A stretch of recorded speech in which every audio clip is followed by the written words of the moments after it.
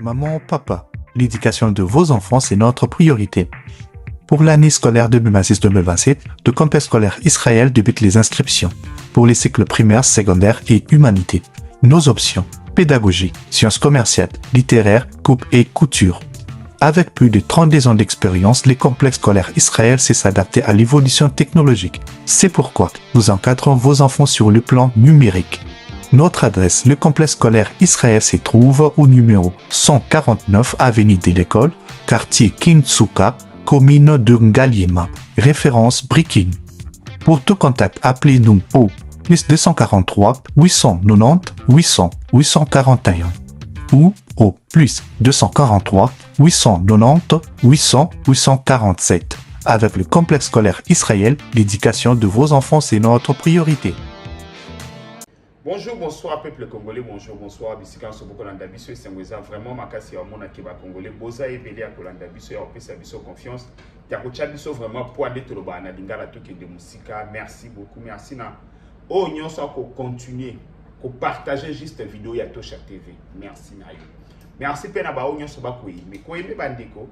Bo éviter comment ça me fait du bien. So na moni ba congolais ba ko aimer ba vidéo. Bandeko tofanda wangana bino journée mobimba tofandi bo ba wande ba lie biso tolali chaîne pena ba supprimer pona nini parce que ba congolais ozotala na vidéo mo boy no ko aimer donc yenge la kisaki otikeli ba rwandais olobisi bo sala na ye o bino bolingi mais boko senga biso non ndeko Tosha mikolo na moni komba e diminuer fo bunda bandeko tozo bunda mais bino pe bo chata maboko ata na j'aime bande ko atana bande osenga $1 $2 awa bo pesa te mais atana j'aime pamba chata loboko ndeko Tosha kende musika bolingi te wana posa bakanga chaîne bo banda ko regretter après.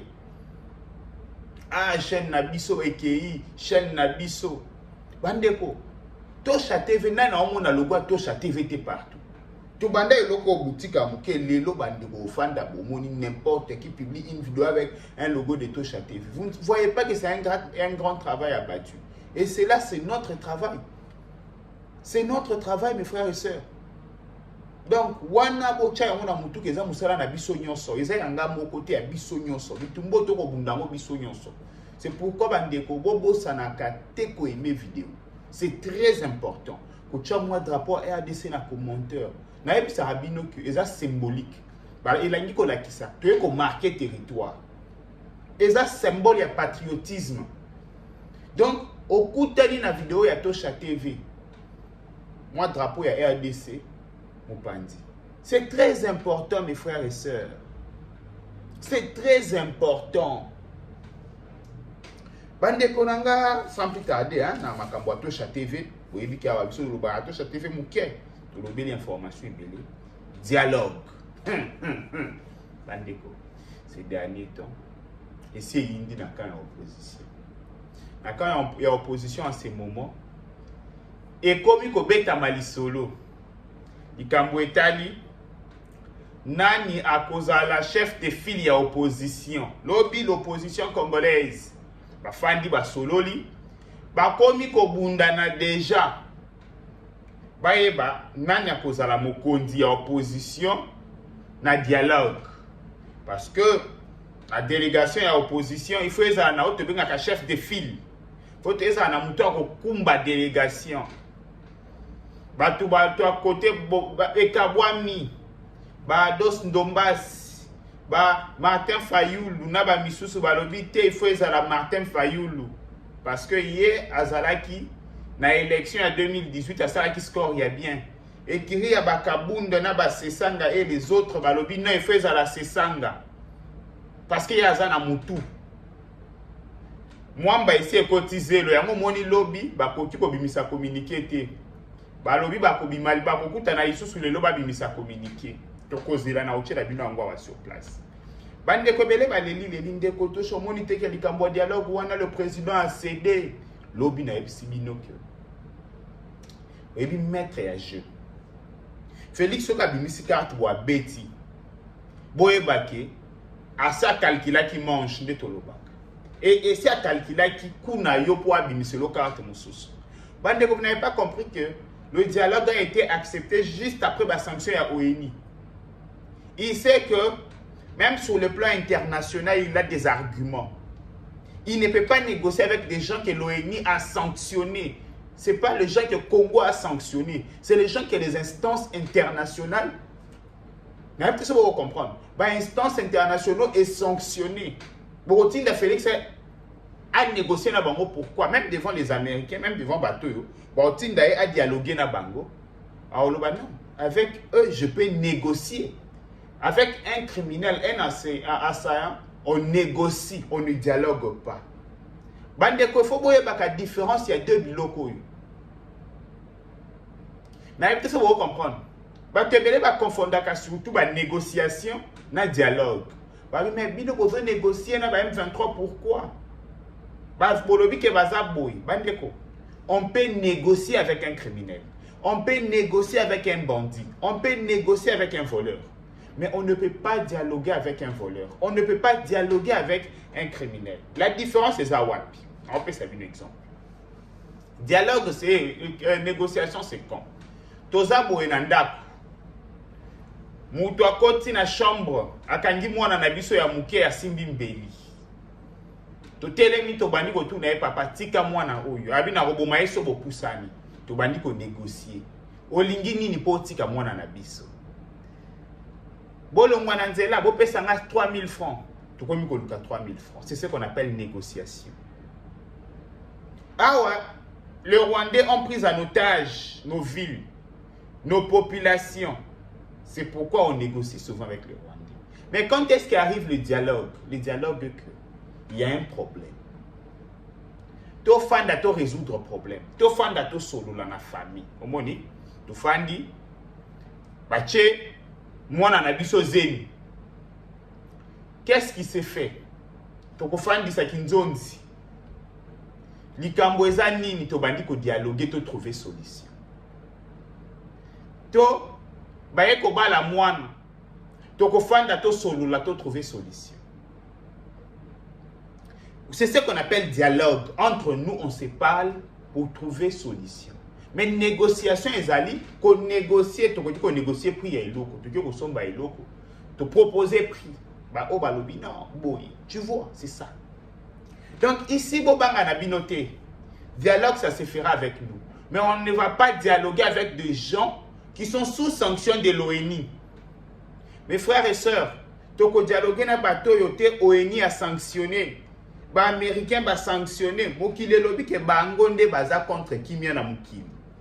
Mokotinda bisonde banani to ke sola na bateau. Lobby batu ba lobby de kotosha. To regretter makasi nanga lobi ba sanction sali le côté bandeko yo so mona mutu azui vrai coup ah et puis a lobi ke sali le côté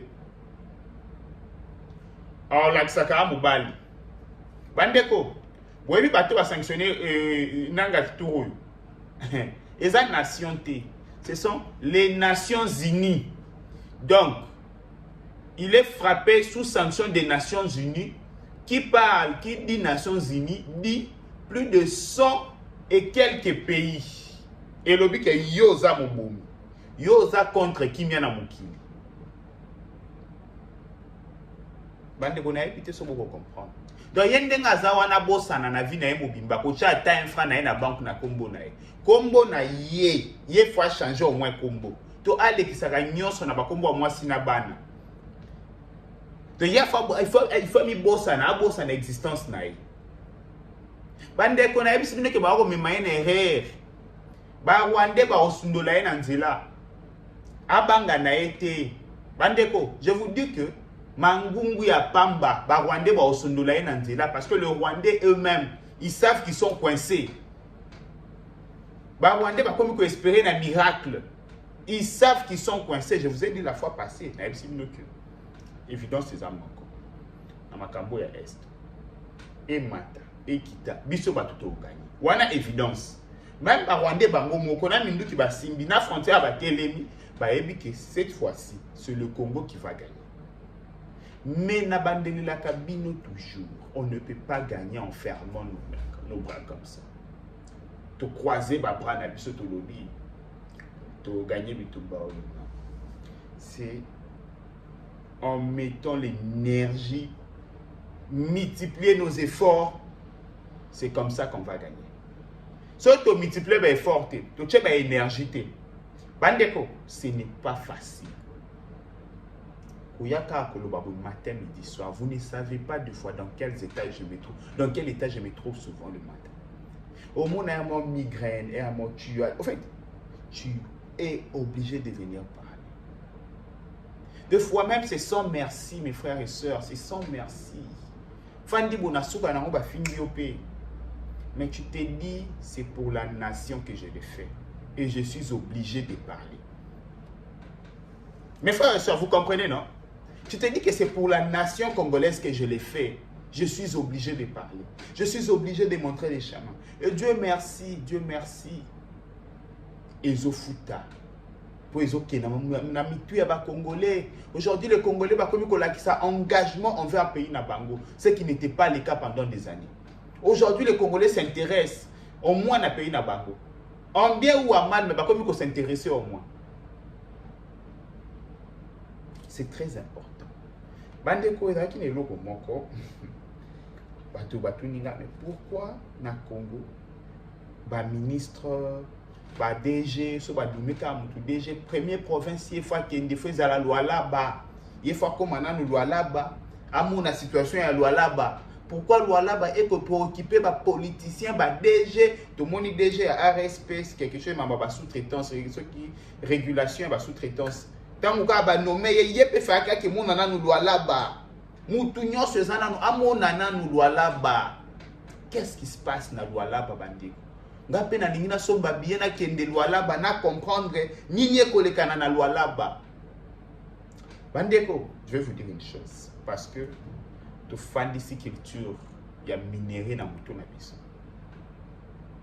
Ezali problème ya mama Fifi Masuka te, faute na épété.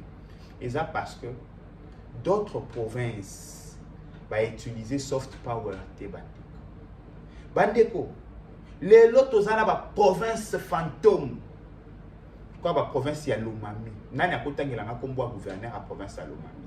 Nani akotangela nga kombo ya gouverneur ya province peut-être ya Kasai. Nani akotangela nga kombo ya gouverneur. Vous voyez un peu, il y a ba province bazazaza wana. En fait, c'est comme si même au Lomami, au Monakaki, ils sont là, il n'y a rien. Travaillez votre image. Vous travaillez. Vous travaillez l'image à la province. Vous travaillez la province sur le plan médiatique. Qu'est-ce qui se passe dans ces provinces-là? Nous sommes là, on propose souvent nos services. Surtout province ya Lomami, dont je suis originaire. Je demande au bazan à contact ya gouverneur ya province wana. Ba pesa biso. To aider province wana e monana na miso batu. Lobi batu pe ba beta machine or. Province moko Lomami, nini ezalaka kuna, nini tokoki koteka. Aidez-nous. Bon aider biso to atteindre gouverneur ya Lomami. To teka image à province. Mon agence peut bien gérer ces problèmes bandeko. Boko mon a Lomami partout, lobi boko za investisseur. Mais boyebi wana te. Boyebi kaka le matin le gouverneur se réveille, il dort, rien. Après pourquoi mi ko envier loi là-bas, ote batunyo so bazo kende kaka loi là-bas parce que maman Fifi Masuka a salé li soft power. Azoteka image à province likolo. Nous pouvons le faire dans nos provinces. Na sengi appel. Na gouverneur ya Lomami. Na éviter comment qu'on soit numéro parce qu'il n'y a même pas de site. Il y a province ya Lomami. Il n'y a même pas de page sur internet, il y a province ya Lomami. Oh, Koko Lukapo contacter province. Bandikoza Mawa. Tout ça doit se mettre en place. Je propose mes services. Bo contacter ngai lokwa nga moyena contacter bino ezate bino bo contacter ngai. Tout ça la musala oyo. Tout ça site moko pour la province. Tout ça la page pour la province. Tout est ka ba potentiel ya province. Lobi peto mona batuba kita la province. C'est simple. to banda na lomami to ko propager makambo oyo. Merci beaucoup bandeko. To kutana pona prochaine. Maman, papa, l'éducation de vos enfants, c'est notre priorité. Pour l'année scolaire 2026-2027, le campus scolaire Israël débute les inscriptions pour les cycles primaires, secondaires et humanité. Nos options: pédagogie, sciences commerciales, littéraires, coupe et couture. Avec plus de 32 ans d'expérience, les complexes scolaires Israël sait s'adapter à l'évolution technologique. C'est pourquoi nous encadrons vos enfants sur le plan numérique. Notre adresse: le complexe scolaire Israël se trouve au numéro 149 avenue de l'École, quartier Kintsuka, commune de Ngaliema, référence Brikin. Pour tout contact, appelez-nous au plus 243 890 800 841 ou au plus 243 890 800 847. Avec le complexe scolaire Israël, l'éducation de vos enfants, c'est notre priorité.